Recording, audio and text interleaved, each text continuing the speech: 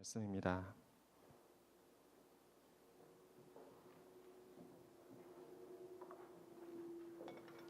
하나님의 말씀을 저와 한 절씩 교독하시고 마지막 절 함께 읽도록 하겠습니다. 제가 1절 먼저 읽겠습니다. 하늘에 큰 이적이 보이니 해를 옷 입은 한 여자가 있는데 그 발 아래에는 달이 있고 그 머리에는 12별의 관을 썼더라. 아이를 베어 해산하게 되매 아파서 애를 쓰며 하늘에 또 다른 이적이 보이니 보라 한 큰 붉은 용이 있어 머리가 7이요 뿔이 10이라 그 여러 머리에 7 왕관이 있는데 하늘의 별 3분의 1을 끌어다가 땅에 던진더라. 용이 해산하려는 여자 앞에서 그가 해산하면 그 아이를 삼키고자 여자가 아들을 낳으니 이는 장차 철장으로 만국을 다스릴 남자라. 그 아이를 하나님 앞과 그 보좌 앞으로 올려가더라.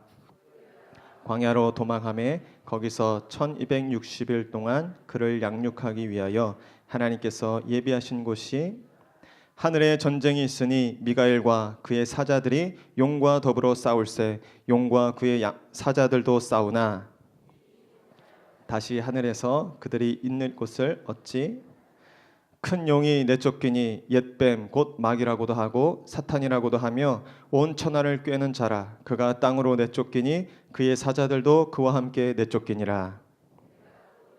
하늘에 큰 음성이 있어 이르되 이제 우리 하나님의 구원과 능력과 나라와 또 그의 그리스도의 권세가 나타났으니 우리 형제들을 참수하던 자 곧 우리 하나님 앞에서 밤낮 참수하던 자가 또 우리 형제들이 어린 양의 피와 자기들이 증언하는 말씀으로써 그를 이겼으니 그들은 죽기까지 자기들의 생명을 아끼지 아니하였도다. 하늘과 그 가운데에 거하는 자들은 즐거워하라. 그러나 땅과 바다는 화 있을진저 이는 마귀가 자기 때가 얼마 남지 않은 줄을 알므로 크게 분내어 너희에게 내려갔음이라. 용이 자기가 땅으로 내쫓긴 것을 보고 남자를 낳은 여자를 박해하는지라. 큰 독수리의 2 날개를 받아 광야 자기 곳으로 날아가 거기서 그 뱀의 낯을 피하여 한 떼와 2 떼와 반 떼를 여자의 뒤에서 뱀이 그 입으로 물을 강같이 토하여 여자를 물에 떠내려 가게 하려 하되 또한 그 입을 벌려 용의 입에서 토한 강물을 함께여 용이 여자에게 분노하여 돌아가서 그 여자의 남은 자손 곧 하나님의 계명을 지키며 예수의 증거를 가진 자들과 더불어 싸우려고 바다 모래 위에 서 있더라. 아멘. 이제 목사님 나오셔서 사탄의 패배와 어린 양과 교회의 승리라는 제목으로 은혜 말씀 증거해 주시겠습니다. 할렐루야. 예, 우리 요한계시록은 승리의 책이라고 했습니다. 심판과 멸망이 있지만 그리스도인의 승리, 예수님의 승리, 하나님의 승리, 하나님을 믿는 자들의 승리, 기쁜 책이고 또 위로가 되는 책입니다. 밝은 책입니다. 어두운 책이고 또 우리가 두려워하고 얼어붙어야 하는 책이 아니라 승리의 책입니다. 우리 옆에 분에게 한 번 더 인사하시죠. 당신이 승리의 사람입니다. 용기를 내십시오. 예, 힘을 내십시오. 예, 잠깐 광고 몇 가지 말씀드리면 내일 우리 연합 예배가 시작됩니다. 구역이 이제 개강하게 되고 부부구역 또 남성구역 또 이번 달부터 저희가 첫 모임을 갖습니다. 위에서 기도해 주시고 예배 드리지만 말씀 안에 교제하고 또 기도하고 안부를 전하고 또 내 믿음을 체크할 본인이 본인 믿음을 잘 모릅니다. 그러니까 체크를 하고 나누고 또 우리 다른 사람하고 같이 이렇게 나눠야 풍성해지고 내 믿음이 건강하게 성장합니다. 그냥 혼자 있으면은 이게 자꾸 깔아앉아지고 또 아니면은 비판하게 되고 믿음의 테두리가 막히게 되는데 자꾸 나누고 열고 내 간증을 하고 또 내 아픔을 나누고 기뻤던 것을 나누는 그런 나눔 공동체, 말씀을 통한 나눔 공동체가 꼭 있으셔야 됩니다. 좋은 우리 소그룹을 만나고 또 소그룹 리더를 만날 수 있도록 기도해 주시고 저에게 모든 그런 그룹들이 알차게 잘 정착될 수 있도록 기도를 부탁드리겠습니다. 수요 예배가 계속 저희가 이렇게 기도하는데 조금 정비를 필요로 하고 조금 더 가다듬어야 되겠다 생각이 들고 지금 저희가 아이들 프로그램으로 키즈원을 했다가 이것이 이제 목회자가 바뀌어지고 조금 이제 좀 중간에 붕 떴습니다. 그래서 당분간 좀 키즈원을 좀 멈추고 정비를 좀 해야 될 것 같아서 이 아이들 오는 거는 우리 어떻게 해야 될지 우리 안내팀하고 한번 상의를 같이 해야 될 것 같고요. 아이들 프로그램 했던 키즈원 수요 예배 때 했던 것은 잠깐 좀 멈추고 저희가 정비를 해서 다시 잘 보완하도록 하겠습니다. 나고야 아울리치 4월 첫 주에 가게 돼서 한 달밖에 남지 않아서 제가 광고했는데도 지금 한 14분, 5분 권사님들 중심으로 신청을 했습니다. 권사님들은 아마 다 공지가 되고 신청이 다 된 것 같아서 혹시 좀 여유가 있는 것 같아서 혹시 가고 싶은데 내가 권사 직분이 아니어서 못 갔다. 이번에 시간이 촉박하지만 가고 싶다 이런 분들 혹시 계시면 상처받지 마시고 교회 문의해 주시면 저희가 잘 팀으로 합류해서 다녀올 수 있도록 하겠습니다. 일본 교회는 주로 예배, 그다음에 세미나, 중보기도 이런 쪽에 좀 많이 필요로 해서 예배, 집회하고 세미나 해주는 걸 굉장히 또 같이 가서 예배해 주면 굉장히 은혜를 받습니다. 예배팀이 가고 중보기도팀이 가서 한 5명, 10명 이렇게 예배 드리는데 저희가 20명, 30명 이렇게 가서 같이 예배하면 이게 예배 분위기가 있잖아요. 같이 임재에 들어가고 힘이 나고 그래서 일본 교회를 깨우는 일들을 저희가 하려고 합니다. 저희가 신앙에 여러 스타일이 있죠. 수요일은 부르짖는, 기도하는 하나님이 우리에게 세미한 음성으로도 말씀하시고 우레와 같은 말씀으로 말씀하시고 하나님이 우리를 만나는 그 모습은 굉장히 다양해요. 내 스타일에만 맞춰주지 않으세요. 물론 내 스타일에 맞게 맞춰주지만 하나님은 때로 하나님의 스타일에 우리가 맞추도록 하나님의 방법에 우리가 훈련하도록 그것도 굉장히 중요해요. 여러분들의 기도의 틀, 또 신앙생활의 틀을 깨는 것은 굉장히 중요합니다. 교회에서도 다양한 영적 프로그램을 만들어서 이렇게 다양한 스타일의 사람들이 오고 또 다른 스타일도 경험해봐서 이렇게 훈련하는 그런 메뉴가 많은 이 교회가 아마 건강한 교회라고 생각해요. 주일날 오전은 저희가 생각하고 이성적이고 또 합리적으로 또 차분하게 그런 예배라면 수요일날 금요일날은 부르짖는 여러분 언제 우리가 부르짖겠어요? 언제 마음을 토하겠어요? 하나님 앞에 원색적으로 감정을 담아서 또 하나님께 하고 싶은 얘기를 마음껏 할 수 있는 소리를 지르고 싶은데 나만 지르면 무한하니까 같이 하는 거예요. 음악을 틀어놓고 또 우리 찬양팀과 함께 앞에서 기도하면서 같이 또 내 안에는 이 부르짖어야 하는데 소리를 내지 못하는 그런 부분도 있습니다. 때로는 소리를 내셔야 돼요. 이게 잘 내고 싶은데 안 나는 분도 있어요. 내 체면 때문에, 나이 때문에, 내 스타일 때문에 내가 이렇게 기도하면 갑자기 누가 어색하게 볼까 봐 그런 틀을 깨시면 좋겠어요. 또 우리 소그룹은 내 얘기를 하는 거죠. 이건 차분하게 내 생각, 내 마음, 내 신앙을 정리하고 내 삶에 대한 부분에 궁금한 거, 또 정리가 안 된 거, 아니면 받은 말씀을 나누는 그런 대화와 교제와 나눔을 통해서 신앙이 성장하는 다양한 채널이 있어요. 주일 예배든 수요 예배든 소그룹 나눔이든 세미나든 성경 공부든 성경 읽기든 우리 안에 다양한 이 영적 스타일이 잘 개발됐으면 좋겠어요.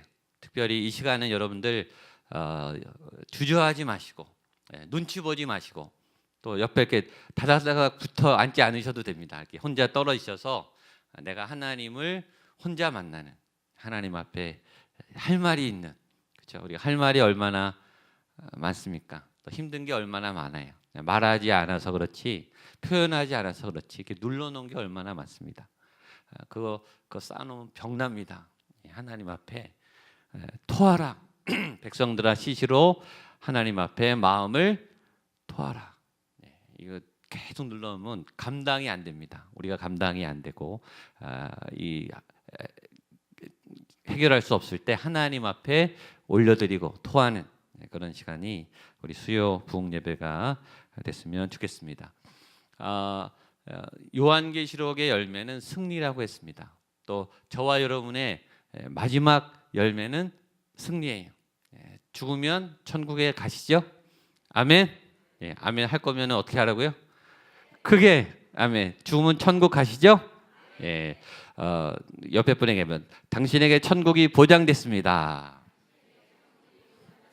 천국 가십시다. 아멘. 네. 결과가 이미 결정돼 있어요. 아멘. 네. 승리가 예비돼 있어요. 우린 죽어도 때로 패해도 죄를 져도 실수해도 예수님이 다시 일으켜 주시고 우리의 죄를 씻어 주시고 다시 우리는 예수님 앞에 나아가 살게 되고 또 우리는 승리를 얻게 될 줄로 믿습니다. 예수 이름으로 승리를 얻었네. 결과가 이렇게 좋게 미리 보장됐다는 것은 굉장히 중요하죠. 미래가 보장됐다고 하는 것처럼 좋은 건 없어요. 우리가 보장성 그런 뭐 적금도 들고 보험도 들고 내 삶을 나중에 보장해 주겠다는데 내 삶을 책임져 주겠다는데 얼마나 좋겠어요. 세상의 보장은 그래도 의심이 가지만 하나님의 보장은 확실한 줄로 믿습니다. 보장받은 삶, 승리한 삶, 어떤 일이 있어도 결국은 천국에 가요. 어떤 일이 있어도 어떤 비극이 생겨도 저와 여러분은 하나님의 영광 앞에 설게 될 줄로 믿습니다. 요한계시록은 그걸 쓴 거예요. 우리가 아무리 비참하다 할지라도 상황이 어렵다 할지라도 최소한 천국이다. 당신에겐 영원한 생명이 있다. 당신을 사랑하는 그리스도가 있다. 그러니까 고개를 들고 실망하지 말고 하늘을 보고 하나님의 위로를 얻으라. 보장됐다고 해도 안심하면 안 돼요. 왜냐하면 보장받는 그 자격을 지켜야 되죠. 보장해 준다고 끝까지 다 보장해 주는가? 아니, 약속을 지켜야 돼요. 우리가 망나니 있으라고 하나님을 버리고 교회를 떠나고 믿음을 버리면 그거는 계약 파기죠. 하나님이 나의 구원, 예수가 나의 구원이시고 하나님이 나의 하나님이 되시는 그 믿음과 약속을 계속 지켜야 보장이 되는 거예요. 그래서 바울이 내가 달려갈 길을 마치고 내 믿음을 지켰으니, 믿음은 지키셔야 돼요. 보장됐다, 다 됐다, 끝이다, 마음대로 살자 그러면 안 돼요. 믿음을 지키셔야 돼요. 그러니까 요한계시록은 그 승리가 있으니까 믿음이 보장됐으니까 그 승리를 향해 이를 악물고 지금 영적 전쟁과 같은 이 마지막 말세를 예수 그리스도를 바라보면서 살아갑시다. 용기를 내십시오. 힘을 내십시오. 예수님을 바라보십시오. 당신에게 소망이 있습니다. 그런 책인 것을 기억하십시오. 11장은 두 증인과 하늘이 열리는 하나님의 보좌가 열리는 아주 놀라운 광경을 받고 오늘은 설교 제목도 있지만 사탄의 패배와 어린 양과 교회의 승리에 관한 말씀입니다. 아주 치열한 교회와 사탄의 전쟁에 관한 그런 얘기가 시작되고 있습니다. 우리 1절과 2절 말씀 같이 한번 읽어볼까요? 시작. 하늘에 큰 이적이 보이니 해를 입은 한 여자가 있는데 그 발 아래는 달이 있고 그 머리에는 12별의 관을 썼더라. 이 여자가 아이를 베어 해산하게 되매 아파서 애를 쓰며 부르짖더라. 여기서부터 굉장히 좀 어렵기도 하고 해석은 그럴듯한데 이게 명쾌하진 않습니다. 이게 계시고 이게 어떤 하나님의 풀리지 않는 신비 안에 있기 때문에 그럴 것이다라고 주석이나 성경학자들이 추론을 하는 거죠. 성경적 근거, 성경적 메시지에 의해서. 그러나 이게 아주 시원하게 후련하게 다 풀리지는 않아요. 좀 신비한 의혹이 있습니다. 여자가 등장합니다. 해를 옷 입은 한 여자, 태양을 머금은 한 여인. 태양을 입고, 태양은 어떤 빛을 상징하고 생명을 상징하고 하나님의 은혜를 상징합니다. 두 발 아래는 달이 있다. 그러니까 땅을 딛고 있는데 그건 달인데 이건 우주 공간을 상징하고 땅을 상징하는 것 같습니다. 그래서 어떤 통치권을 하나님의 생명을 갖고 어떤 발 아래 통치권을 갖고 있는 어떤 존재가 여자인데 여러 이 천주교에서는 마리아라고 해석하는데 기독교 전통에서는 교회 하나님의 백성을 상징합니다. 그런데 이 여자가 아이를 해산하는데 이 아이가 메시아거든요. 그래서 구약과 신약 중간기, 신약의 하나님의 백성 교회가 아니고 그 이전에 신구약 중간기나 신약 이전의 교회, 하나님을 믿은 하나님의 백성 이렇게 해석을 하고 있습니다. 하나님의 교회, 하나님의 백성. 이 여인이 아이를 뱄습니다. 그리고 해산하게 되는데 아파서 애를 쓰며 부르짖더라. 이 엄마가 이 아이를 해산할 때 고통이 있죠. 임신 때부터 고통이 있어요. 생명을 낳는 거는 고통을 수반하죠. 교회가 교회를 낳고 교회가 영혼을 품을 때 어찌 진통이 없겠어요. 전도를 하는데 어떻게 편하겠어요. 한 영혼을 구원하는데 어떻게 쉽겠어요. 우리가 전도가 부담스러운 이유는 그게 어렵다는 걸 알기 때문이에요. 또 거절될까 봐 두렵죠. 나는 선의로 나갔는데, 나는 좋은 의도로 또 내 것을 희생하면서 말을 걸었는데, 도전을 했는데 거절감처럼 우리에게 실망을 주는 게 없잖아요. 내가 마음을 모으고 정성을 모았는데 이게 거절됐을 때. 근데 전도는 거절될 걸 알면서 가는 거예요. 소용이 없을지도 모른다라는 걸 알면서 가는 거예요. 그래서 희생이 필요하죠. 생명을 낳는 데는 고통이 필요해. 교회 사역에는 고통이 필요해. 편한 사역, 좋은 사역, 인기 있는 사역, 보람된 사역, 그것만 찾으시겠습니까? 적당히 고통 있는 사역, 그걸 넘어서 내 한계를 넘어 고통을 주는 사역, 그게 부르심일지 모르겠어요. 왜냐하면 거기에는 우리 한계가 있죠. 내가 할 수 있는 걸 하는 게 아니라 하나님 우리가 할 수 없는 걸 시켜서 감당할 수 없는 그 직면에 도달하게 되고, 그래서 기도해서 하나님의 힘을 얻어서 하게 하시죠. 여러분들 사역을 맡을 때 할 수 있는 것만 맡지 않게 되기를 축복합니다. 아멘을 몇 분 안 할 줄 알았습니다. 내가 할 수 있는 거 하는 거는 믿음으로 하지만 적은 믿음으로 하는 거예요. 그렇지 않습니까? 그거 내가 하는 거죠. 내가 좋아서 하는 거죠. 내가 자원하는 마음으로 하는 건 좋지만 때로 하나님은 여러분이 하지 못하는 거, 할 수 없는 거, 난 이쪽은 아니야. 난 이건 못해. 난 이건 내 계획에 없었어. 그런데 하나님이 하라 그러시면 하는. 그래서 이 고통이 있는, 당황스러운, 해산의 고통이 있는, 그렇게 생명이 나아지는 거죠. 여러분, 생명을 낳으면서 여인이 엄마가 되지 않습니까? 생명을 낳는 사람도 체질이 바뀌는 거예요. 한 여성이 아이를 배면 엄마가 된다고. 여성과 엄마는 이건 본질적으로 다르죠. 엄마가 된다는 것은 큰 축복입니다. 그거는 어떤 표현을 할 수 없어요. 이 아이를 안 낳아본 분하고는 얘기할 수 없는, 엄마만이 갖고 있는 엄마들의 공통점이 있는 거죠. 그러니까 아이만 새로 나는 게 아니라 아이를 낳는 엄마도 변하는 거예요. 교회가 생명을 낳으면 교회도 변하는 거예요. 교회가 그래서 건강한 생명을 많이 낳고 또 건강한 교회가 건강한 교회를 낳지 않습니까? 저는 계속 기도해요. 저희 교회가 계속 교회를 낳아야 돼요. 교회를 세워야 돼요. 그게 진짜 교회죠. 그러면 교회를 세우면 교회를 세운 교회가 변하는 거예요. 교회가 건강해지는 거예요. 엄마가 되는 거죠. 생명을 낳아봐야 엄마가 되죠. 그리고 그 낳은 생명이 또 다른 교회를 낳는 일을 빨리 해야 되는 거예요. 그래야 건강하죠. 그러나 진통이 있습니다. 그러나 이 진통은 값진 진통이죠. 자, 3절 보겠습니다. 시작.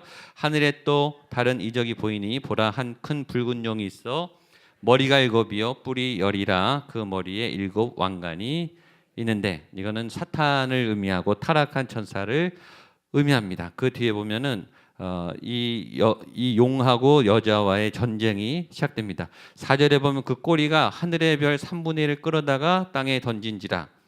어떤 이 하늘에 전쟁이 있고 반란이 있었다, 하늘에 큰 전쟁이 있었다라는 것을 암시하는 대목이 나옵니다. 우리 7절 8절 한번 볼까요? 시작. 하늘에 전쟁이 있으니 미가엘과 그의 사자들이 용과 더불어 싸울세 용과 그의 사자들도 싸우나 이기지 못하여 다시 하늘에 그들이 있을 곳을 얻지 못한지라. 이 해석도 굉장히 어려워요. 이것이 옛날에 천지창조 이후에 창세기 1장 1절과 1장 2절 사이에 이렇게 해석하는 분도 있어요. 1장 1절과 1장 2절 사이. 1장 1절은 태초에 하나님이 천지를 창조하셨니라. 두 번째, 땅이 공허하고 혼돈하고, 그 사이에 하늘에 전쟁이 있어서 천사 3분의 1이 반란을 일으켰고 패배해서 땅에 내려와서 이 혼돈이 생겼다. 그 다음에 하나님이 천지를 창조하셨다. 그렇게 해석하는 그런 기독교 전통도 있습니다. 그리고 이것이 이제 미래에 있을 하늘의 어떤 전쟁에 대한 이야기일 것이다라고 해석하는 그런 부분도 있습니다. 그러나 중요한 것은 일단 하늘에 전쟁이 있었다는 거예요. 하늘도 전쟁이 있어요. 근데 그 전쟁이 사단의 세력이 이기지 못해서 땅으로 내려옵니다. 쫓겨나요. 9절에 보면 큰 용이 내쫓기니, 하늘에 전쟁이 일어나지만, 반란이 일어나지만, 이 땅에도 마찬가지 전쟁이 일어나지만 죄의 권세는 내쫓긴다. 이게 핵심 메시지입니다. 결국 죄는 쫓겨나는 거예요. 죄의 성질상 하늘에 있을 수 없는 거예요. 죄는 하늘에서 쫓겨나는 거예요. 아담과 하와는 죄를 짓자마자 에덴에서 쫓겨났어요. 하나님은 죄를 놔두시지를 않으세요. 하나님의 속성이, 죄는 하나님과 함께 거할 수가 없어요. 죄인이 타들어가요. 죄가 죽어요. 죄가 용납이 안 돼요. 죄는 하늘에 있을 수 없는 거예요. 하나님의 사람에게 어울리지 않아요. 죄는 여러분에게 어울리지 않습니다. 아멘. 맞죠? 죄 짓지 마십시오. 상처와 죄는 우리랑 원래 안 어울려요.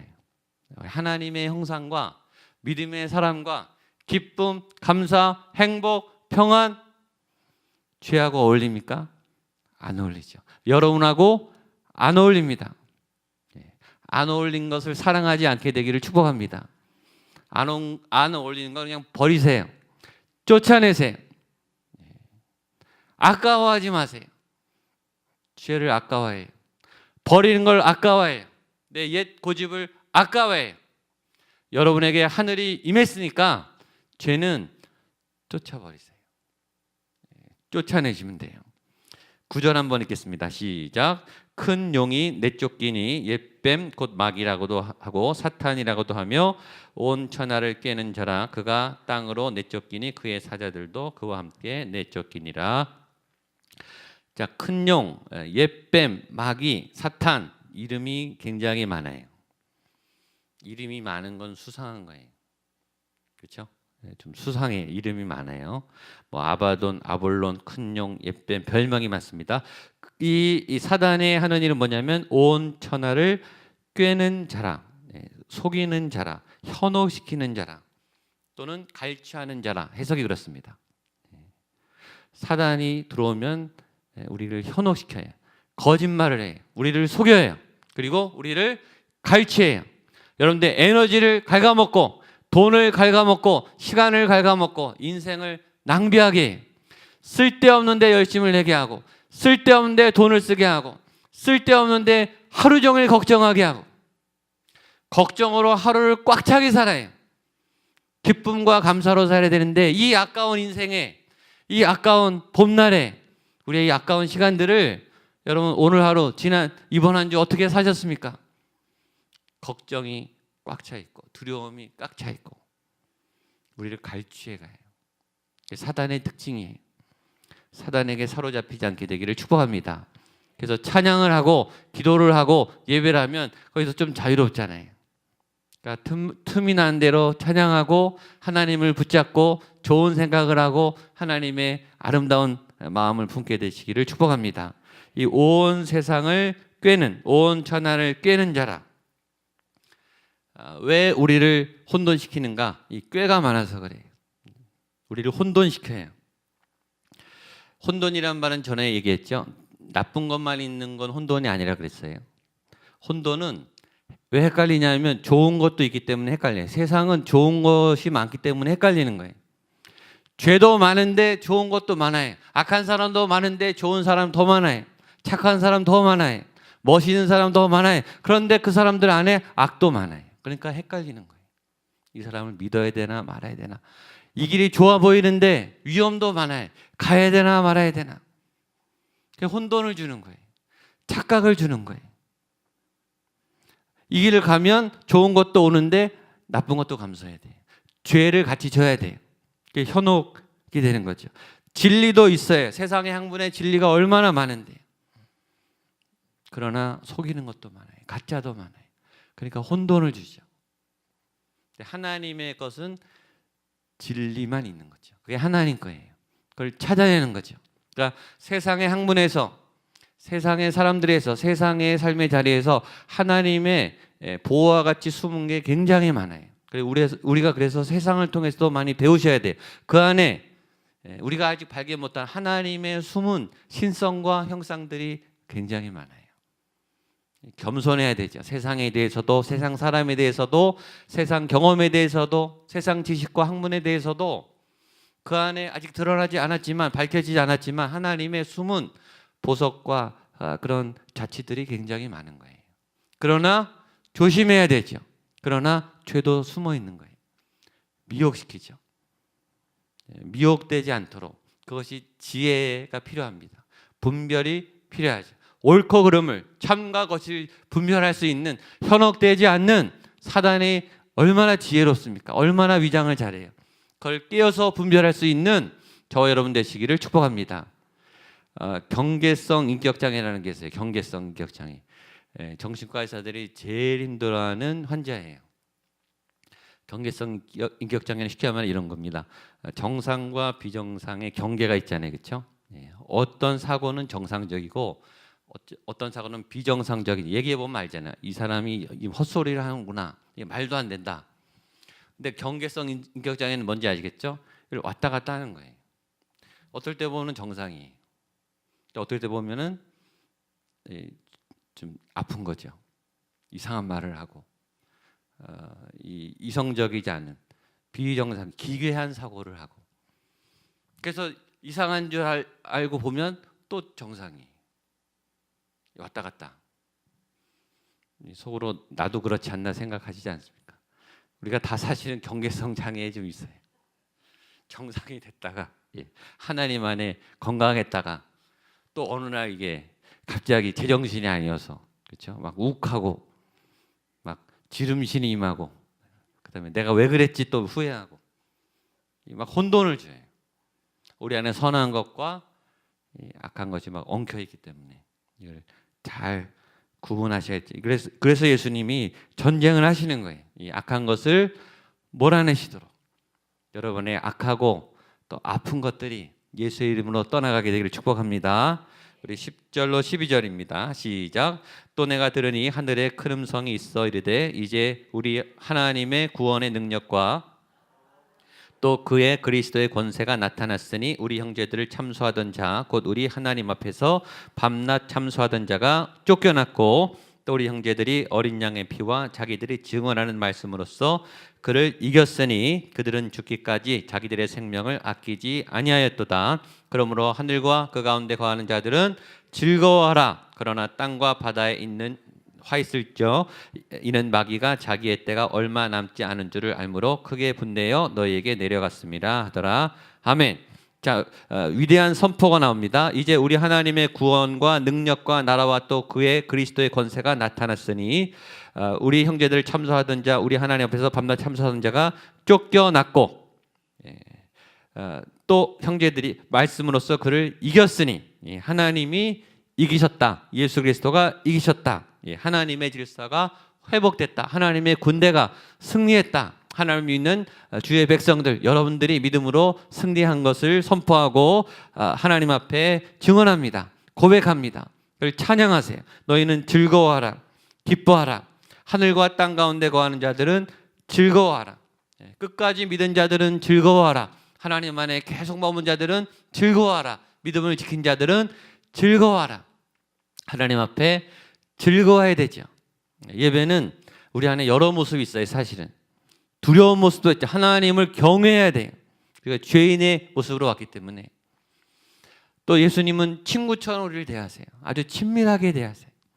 하나님은 아빠처럼 포근하세요. 엄마처럼 따뜻하세요. 그렇다고 막 할 수는 없는 거죠.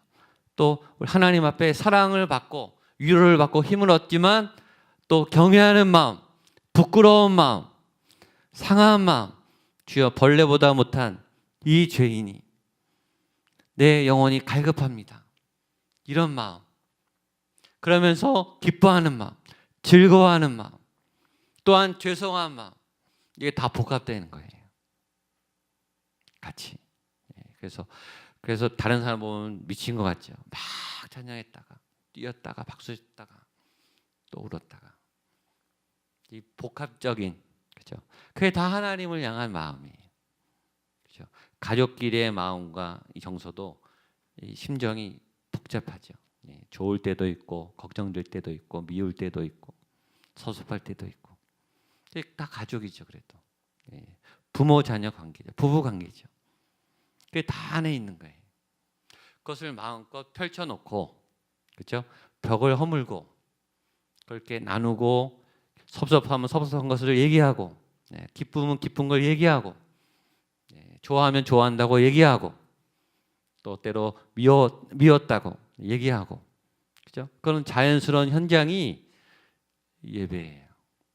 여러분들 개인적으로 예배하든 구역에서 예배하시든 교회에서 예배하든 하나님과 자연스러운 통로가 잘 열리게 되기를 축복합니다. 그게 건강한 거예요. 건강한 이 영적 순환 관계, 교류 관계, 교제. 제일 위험한 거는 그래서 혼자 신앙생활 하시는 거예요. 교류가 없어요. 하나님하고도 교류가 없고 하나님하고만 교류가 있고 사람들하고 교류가 없고 그건 건강한 신앙이 아니에요. 하나님하고 교류가 있으면 반드시 뭔가 다른 사람하고 교류를 하게 돼 있어요. 이게 흘러가는 거죠. 그러나 땅에 있는 사람들은 그렇지 못합니다. 그렇죠? 12절 그러나 하늘과 그 가운데 거하는 자들은 즐거워하라. 그러나 땅과 바다에 있는 자는 화 있을진저. 그런 하나님의 은혜, 하나님의 은총을 받지 못한 분들은 땅에 있는 사람들은 그렇지 않고 화가 있습니다. 그 다음 이제 마지막만 보겠습니다. 13절로 17절 마지막 보겠습니다. 시작. 용이 자기가 땅으로 내쫓은 것을 보고 남자를 낳은 여자를 박해하는지라 그 여자가 큰 독수리의 두 날개를 받아 광야 자기 곳으로 나아가 거기서 그 뱀의 낯을 피하여 한 때와 두 때와 반 때를 양육받음에 여자의 뒤에서 뱀이 그 입으로 물을 강가지 토하여 여자를 물에 떠내려가게 하려 하되 땅이 여자를 도와 그 입을 벌려 토한 강물을 삼키니 용이 여자에게 분노하여 돌아가서 곧 하나님의 계명을 지키며 예수의 증거를 가진 자와 더불어 싸우려고 바다 모래 위에 서 있더라. 이 13절에서 마지막까지는 무슨 판타지 영화를 보는 것 같아요. 아주 기이한 그런 장면들, 용이 나오고 막 싸움이 나오는 그런 장면들입니다. 잠깐 요약하면 용이 땅에서 이제 쫓겨난 것을 보고 여자를 찾아가서 여자를 막 공격합니다. 그랬더니 그 여자를 큰 독수리는 하나님의 보호와 힘을 상징한다 그랬어요. 그 하나님의 능력이 큰 독수리가 두 날개를 받아서 그 여자를 광야로 데려가서 보호합니다. 한 때와 두 때와 반 때, 2년 반을 거기서 보호해 줍니다. 42개월. 그런데 뱀이 다시 찾아서 입으로 15절 그 입으로 물을 강가지 토하여 여자를 물에 떠내려가게 다시 여자를 공격합니다. 어느 일정 기간이 지난 다음에 그랬더니 땅이 다시 여자를 돕기 위해서 그 물을 여자를 침몰시키려 간 물을 삼켜서 여자를 보호합니다. 뭔가 이제 굉장히 긴박한 공격하고 또 보호받고 피하고 다시 공격하고 이렇게 하는 이 반전이 계속 일어나고 있고요. 그 다음에 이 여자를 이 용이 해치지 못하니까 남은 자들, 그러니까 하나님의 백성들, 교회들, 하나님의 사람들을 개별적으로 이제 공격하려고 준비하는 그 현장이 오늘 이제 마감되는 거죠. 그러니까 이제 계속 전쟁이 반전이 일어나는 거예요. 하나님의 백성과 또 이 사단의 세력과 지금 우리는 전쟁 중입니다. 그러나 승리를 보장받은 전쟁입니다. 그렇다고 안 싸울 수가 없습니다.